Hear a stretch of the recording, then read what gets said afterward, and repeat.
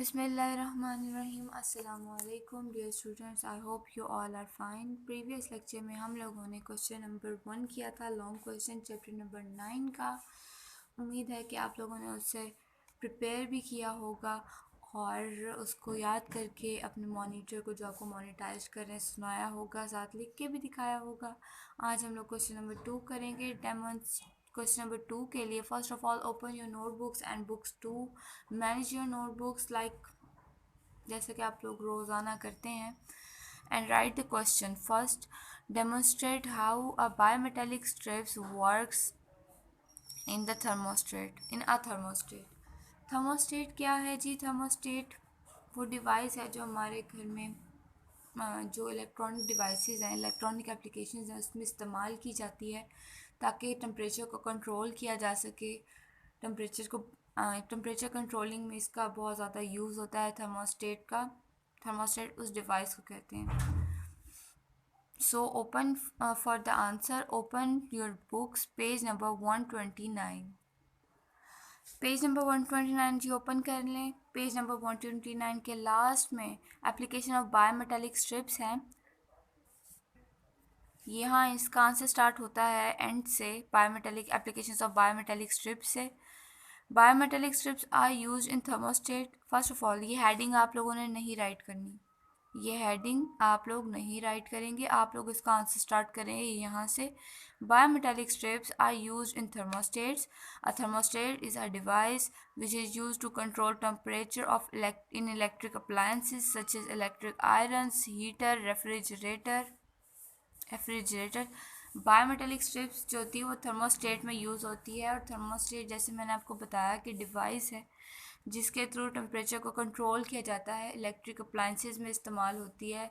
Electric जो हमारे घर में इस इलेक्ट्रिसिटी की चीज़ें हैं, बिजली से चलने वाले जो डिवाइसिटी की चीज़ें हैं, बिजली से चलने वाले जो डिवाइसेस या इंस्ट्रूमेंट्स मौजूद है उसमें इस्तेमाल होती है, जैसे इलेक्ट्रिक आयरन, इस्त्री हो गई, heater, refrigerator, air conditioners, oven and stoves etc. यानी एयर कंडीशनर एसी के अंदर, ओवन जौन सा है हमारे ओवन्स, माइक्रोवेव्स इनमें, स्टोव्स चूल्हों में भी, इलेक्ट्रिक के जो इलेक्ट्रिक प्लेट्स होती हैं उसमें, जो चीज़ इलेक्ट्रिसिटी से जिसमें जो चलती है उन सब डिवाइसेस में थर्मोस्टेट मौजूद होता है तकरीबन। It is also used in fire alarm में भी ये मौजूद होता है।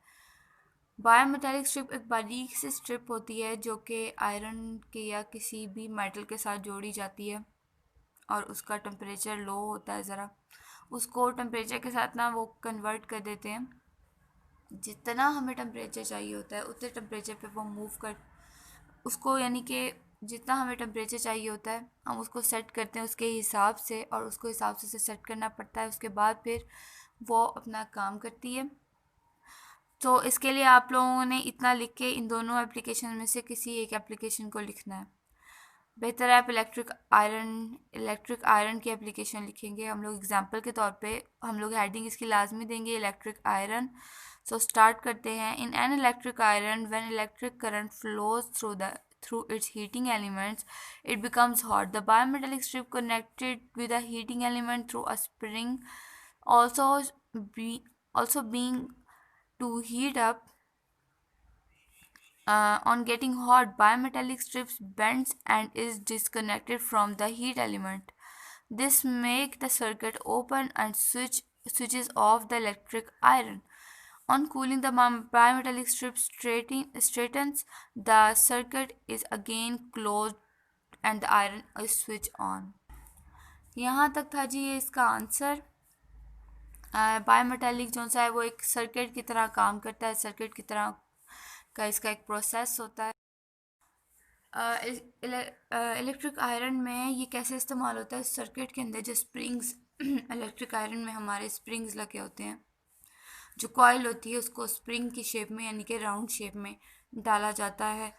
उसके साथ वो इसे अटैच, बायोमेटालिक स्ट्रिप को उसके साथ अटैच किया जाता है। हम लोग अपना ऊपर से जब हम लोग उसको ऑन करते हैं, हम लोग, आप लोगों को मालूम होगा कि आप लोग उसका एक थर्मोस्टेट सेट करते हैं कि आपने उसे किस चीज़ पे चलाना है, यानी कि आप किस चीज़ कितना यानी कि उसका टेम्परेचर सेट करना चाहते हैं, उसका टेम्परेचर के ऊपर पॉइंट्स होते हैं, आप उनमें से सेटिंग करते हैं। आप जितने पे सेट करते हैं वो थर्मोस्टेट उतने पे सेट हो जाता है। हीट में आयरन जो रॉड इसके अंदर डलती है यानी कि जो स्प्रिंग्स पे कॉइल डला होता है वो हीटिंग स्टार्ट कर देता है। जब वो उतना हीट हो जाता है तो बायोमेटालिक स्ट्रिप भी उसके साथ अटैच होती है, वो भी हीटिंग उसकी भी वो भी हीट हो जाती है। उसको हीट करने की वजह से वो आहिस्ता आहिस्ता बेंड करने लग जाती है। जब वो बेंडिंग स्टार्ट करती है तो स्विच जौन सा होता है सर्किट का, वो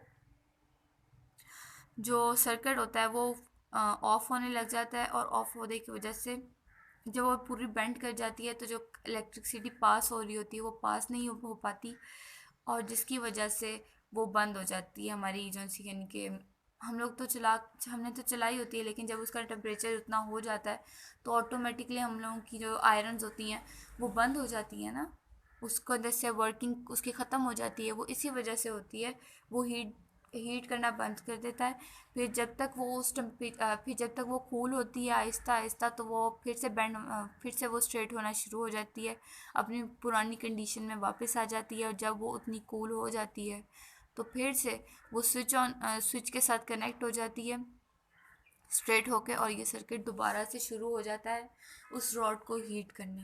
ये सारा प्रोसेस होता रहता है बायोमेटालिक के सर्किट के अंदर। और यही थर्मोस्टेट है। ये थर्मोस्टेट इस सर्किट में इसी तरह से सेट किया जाता है कि हम लोग जितना टेम्परेचर चाहते हैं उतना टेम्परेचर हमें मिलता है, फिर वो सर्किट बंद हो जाता है। फिर बाद में वो सर्किट फिर से जब कूल होता है तो फिर अगर वो ऑन हो तो फिर वो उतनी हीटिंग करना शुरू कर देता है, फिर से वो अपना काम प्रोसेस स्टार्ट कर देता है। ये था आपका आज का टॉपिक। आप लोगों ने इसे राइट करना है अपने, और इसको अपने मॉनिटर को याद करके सुनाना भी है। अपना ख्याल रखिएगा। इंशाल्लाह कल नेक्स्ट क्वेश्चन हम पढ़ेंगे इंशाल्लाह ताला। अल्लाह हाफिज़। Bismillahirrahmanirrahim. Assalamu alaikum class. How are you? I hope you all will be fine and safe at your home. So we are going to start our English lecture. Open your books. So today's our topic is activity A.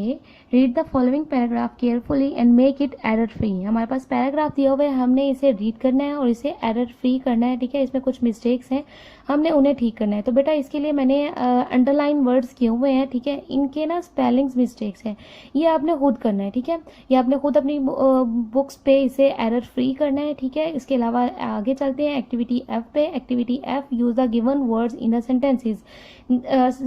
Words are given, we have to use them in sentences. So for this purpose you have to manage your notebooks. You can also do this on your books, but it is better that you have to do this on your notebooks. So you have to manage your notebooks, write day and date. Chapter number 14, topic is word sentences. First word is violation, that means खिलाफ वर्जी करना. We should never violate traffic laws and rules. Insecure, that means गैर महफूज. Today we are insecure on roads. ठीक है, जैसे कि traffic laws को कुछ लोग जो है वो फॉलो नहीं करते, तो इस वजह से हम रोड्स पे इनसिक्योर हैं, गैर महफूज हैं. Unsafe, it is also mean गैर महफूज. He felt unsafe and alone. Reduce, that means कम करना. We should take steps to reduce a number of accidents. Sentence word E है हमारे पास.